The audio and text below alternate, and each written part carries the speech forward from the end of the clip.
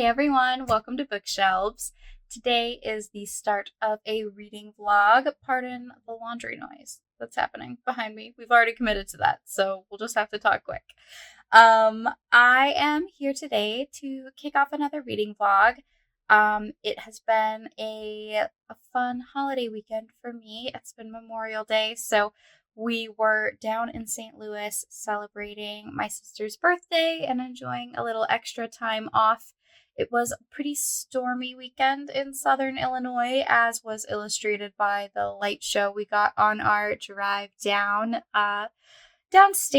But now I am home and hoping to embark on one final project of the holiday weekend. We've got a bunch of herbs to plant up in a little garden on our back porch, which I am so excited to really enjoy, having our own private outdoor space. That's something we've never had before, and we've only lived in this apartment during the cold of winter. So I'm looking forward to really cultivating that into a beautiful, peaceful outdoor space for reading and cooking. And I thought I should tell you what my hopes and dreams are for this week in reading. So outside of planting an herb garden, I'd like to finish volume 3 of Beyond the Clouds, which is a beautiful manga series I started this year, one of 2 that I've picked up in 2024. It's described as a Studio Ghibli meets Final Fantasy, which, as a Studio Ghibli fan, I love. But as somebody who's not consumed a lot of the Final Fantasy content, I can't really speak to that part of the comparison. But it's basically this sort of steampunk-esque setting, and it follows a boy who's an engineer and a little girl with wings who has fallen out of the sky and into his neighborhood. She has amnesia, and they embark on a journey to help her understand where she's from and to control her strange magic so that she will be safe in his world for as long as she is here. It's a very sweet story, and it has beautiful, beautiful art. So I'm really enjoying that. And the other book, the primary reading for this week, is Emily Wilde's Map of the Otherlands, which I'm so excited to pick up. I vlogged my reading of Emily Wilde's Encyclopedia of Fairies in January. It was, if not my first 5-star book of the year, certainly one of the first.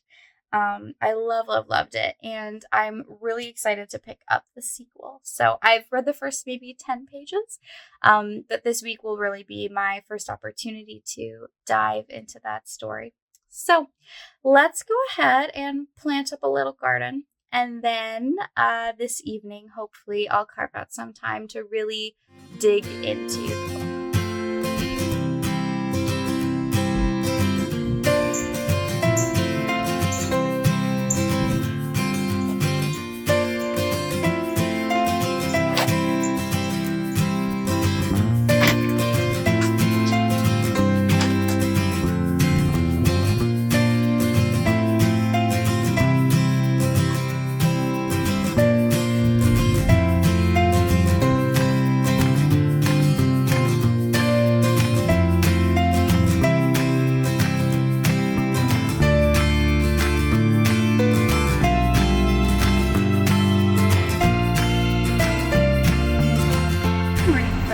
I am headed out to work and gonna get some reading done on the train.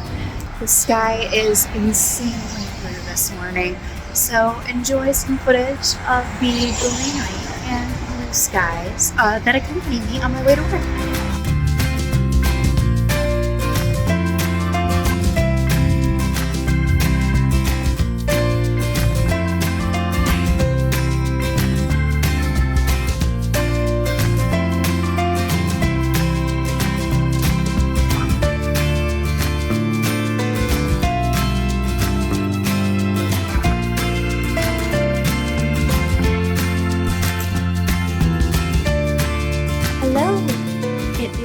My workday. I'm back home and enjoying my porch this evening.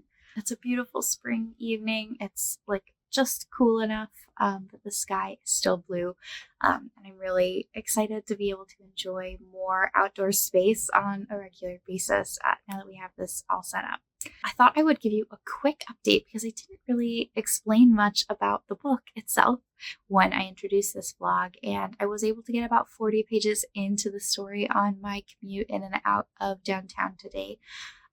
So let me tell you a little bit about Emily Wilde's Map of the Otherlands. So, like I said before, this story is a sequel to Emily Wilde's Encyclopedia of Fairies. I don't want to give away any spoilers for the first book, so I think what I'll do is just tell you a little bit about our characters in general and a bit about the premise of this second story. Emily Wilde is an academic. She studies the Fae and folklore, which are real in this world. It's sort of an alternative historical setting in the late 1800s, early 1900s, I think. She is a sort of hyper competent, very practical, often curmudgeonly main character. She has such a fun voice, and the story is written in the voice of her journal. So it's a series of journal entries that we consume the story through.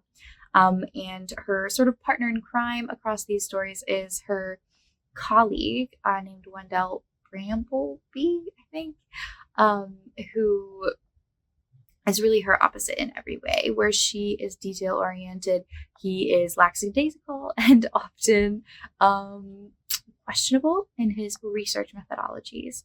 He is charismatic and funny, where she is much more loath to be in social settings, and they make a very funny pair across the full story of the first book.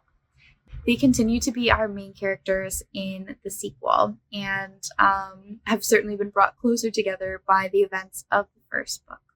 And what I noticed right away as I picked up this book is just how much I love Emily's voice. Like, she's often so exasperated by the things that Wendell chooses to do, and the way people around her react to her very reasonable decisions. And she just makes such an endearing and funny lead for the story. My understanding is that having, worked towards completing her encyclopedia, which is the goal of the first book, Emily is turning her attention to mapping the Otherlands, the world of the Fae, in the second book. And the action has already picked up in just the first few chapters of this story, so I'm sure the rest of the plot will unwind over time. But I, first and foremost, really noticed how much I loved Emily's voice and being in her head again as I picked up this story once more and started to dive into the sequel. So I'm sure I'll have more updates as I go along. I'm going to try to keep this vlog spoiler free, but know that if you loved the first book, you're gonna love the second one. Thus far, it has maintained the feeling of sort of cozy fantasy and light academia, which were things I really loved about the first book. I have a great deal of tidying to do tonight. We are dog sitting for a friend in the morning, and our house is not dog proof right now. So I am going to throw on an audiobook and some comfy clothes and get to tidying the house. I'm currently listening to Paladin's Strength by T. Kingfisher, which is the second in her Saint of Steel books. They are really fun, basically romantasy books, although they're kind of from before the trend really emerged. They all follow members of an order of the Saint of Steel, who is a god that died. And when he died, all of his paladins went berserk. Among those who lived is a small remaining order of paladins who have to sort of fight back this urge to let that sort of berserker rage overtake them. And each story follows their love story, one of the members of the order. So this second book follows one of those men who's traveling through a dangerous part of the land on a quest that kind of continues on from the first book, although I think you could really easily read them separately. And he meets a lay sister of the Order of Saint Ursa. And she has some secrets of her own that they begin to sort of unwind as they get to know each other and are sort of forced to travel together across this really dangerous environment. So I'm really enjoying that story. T. Kingfisher, I think, makes for really easy listening. She writes very immersive and original fantasy settings that really play off of a lot of assumptions that you might have if you read a lot in the fantasy genre. So I think she's really playful and clever in her writing and her imagination of her fantasy world. So I am enjoying that and would highly recommend the series as a whole. So that'll be the evening entertainment. That's all for now, and I'll check in when I have a little bit more of an update on Wilde.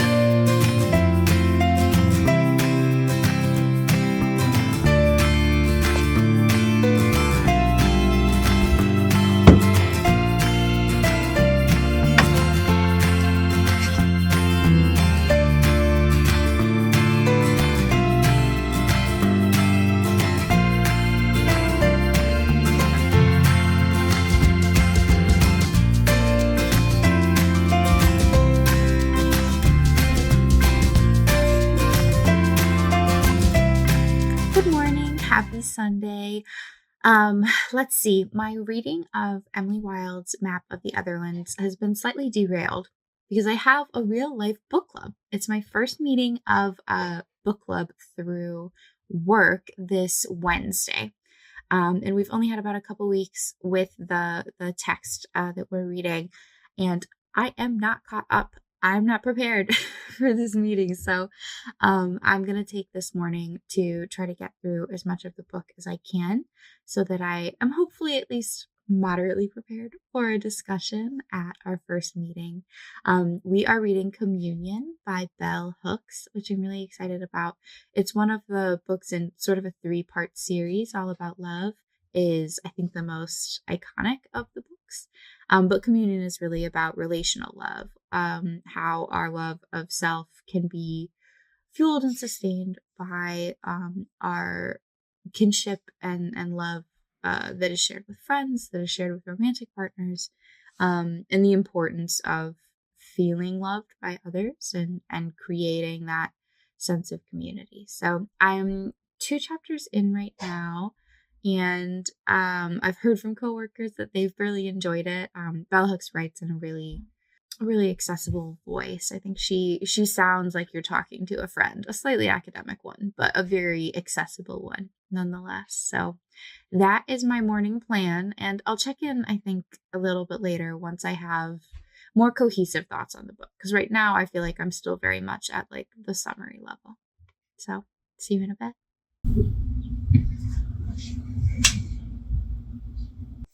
Brief side note, I'm reading this book through Everand, and I cannot for the life of me figure out how to get Everand digital books onto my Kindle. So if any of you know how to do that, please let me know in the comments because I have a Kindle and I would much rather be reading it in that format as opposed to on my phone. I think especially like reading at night would be a lot more comfortable that way, but I have yet to crack that code. So if you're in the know, let me know down below. It's much later in our evening, and I got about halfway through the book. I do have some thoughts to share, but first, we have tickets to see a jazz singer named Stella Cole tonight. So I'm off to that concert, and then I will recap for you all when we return. Hello, we are back from the Stella Cole concert. It was divine. She's a wonderful artist. She has a really big presence on like TikTok and Instagram. doing a lot of like golden age jazz music. She sounds like she's from a different time. It's really magical. So would recommend her. Not at all related to books. But if you're a fan of jazz, she's fantastic. And what I wanted to talk to you about was not jazz music, but was instead about what I got through of communion today. I am just under halfway through the book. I'm midway through chapter 7. And thus far, I think my biggest takeaway is that I kind of came into this book with, I think, like more assumptions than I realized. I've read quite a bit of feminist nonfiction, and I think a lot of the books I'm used to reading are not literally manifestos, but like arguments for a point of view. And communion is thus far largely like a history of the feminist movement across the 50s, 60s, 70s. Kind of a reflection on its one step forward, two steps back impact as certain beliefs were either rejected or integrated into society, and how those often failed to grapple with the role that love plays in our life in a way that takes seriously the importance of love in our life. So talks about, women moving out of the home and into the workforce and the importance of feeling self-fulfilled and having a space of one's own, being connected to community, having financial independence, and how that impacted different people's lives in very different ways. And of course, then we know many women went on to then experience that second shift where they were working, and they were also working, doing the majority of work at home as well as outside of the home. She grapples with lots of stuff about sexual liberation.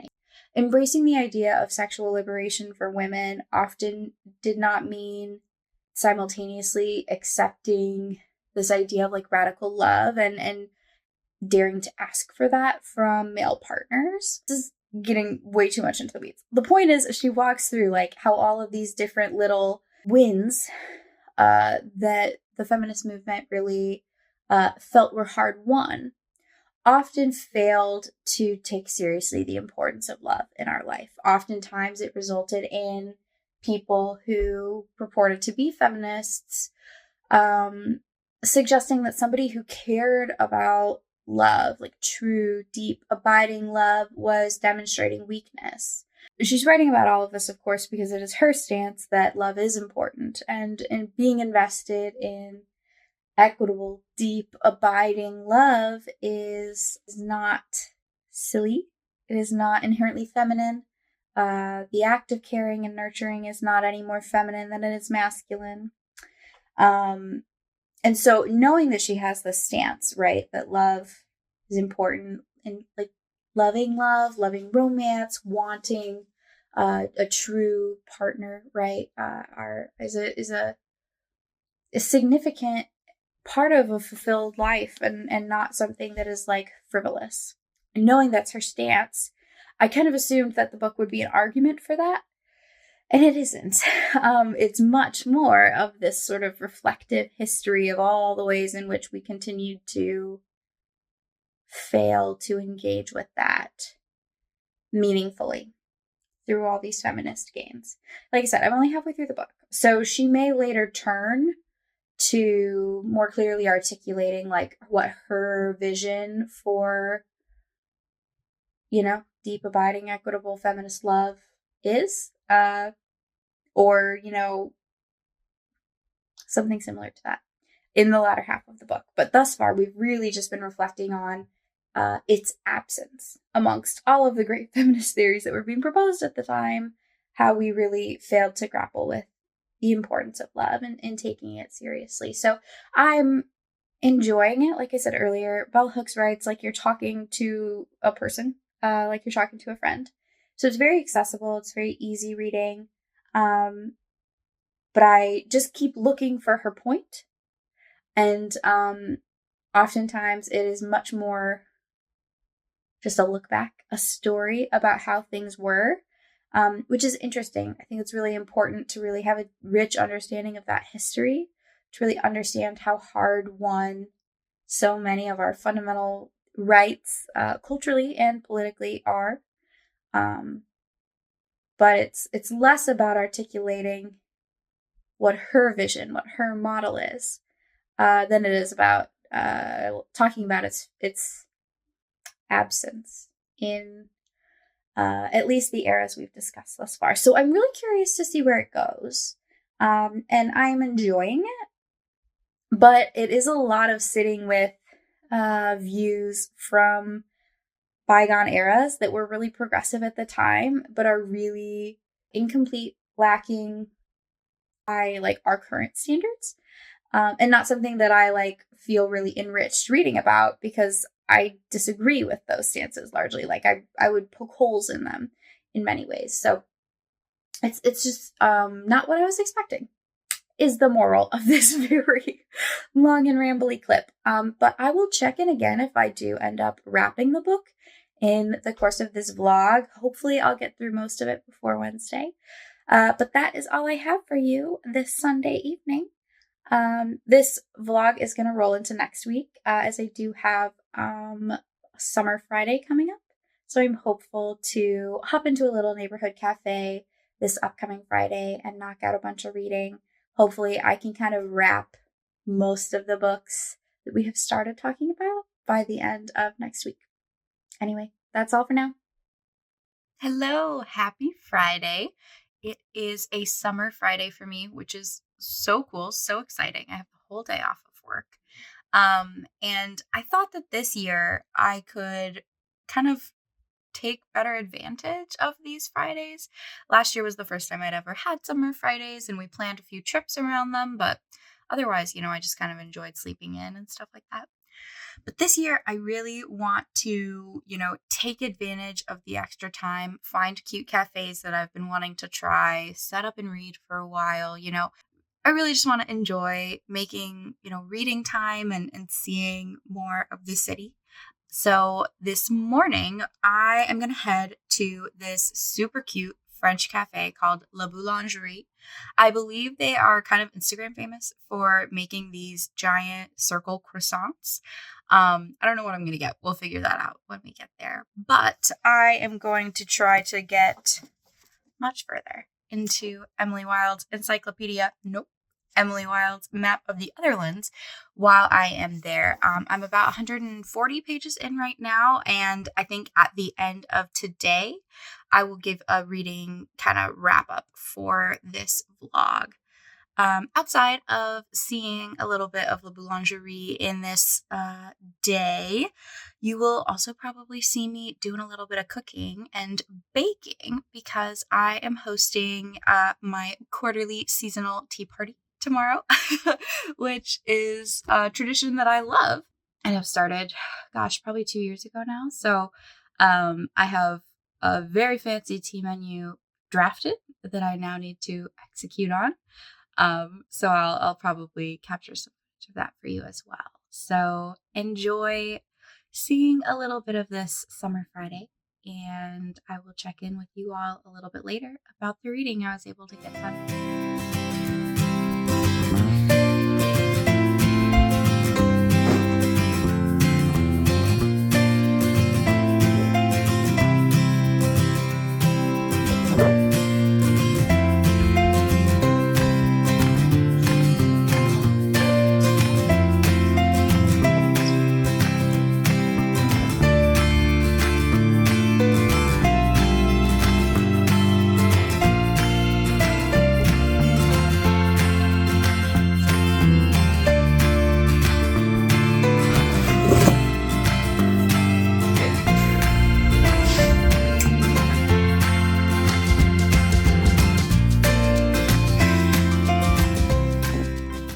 I'm coming to you from Saturday. We have successfully completed this year's summer tea party, which I think went over well. I will say a lot of the food I think was kind of middling, but I have discovered that pavlova is quite easy to make. So if you're looking for your next bake, I guess that's what I would recommend.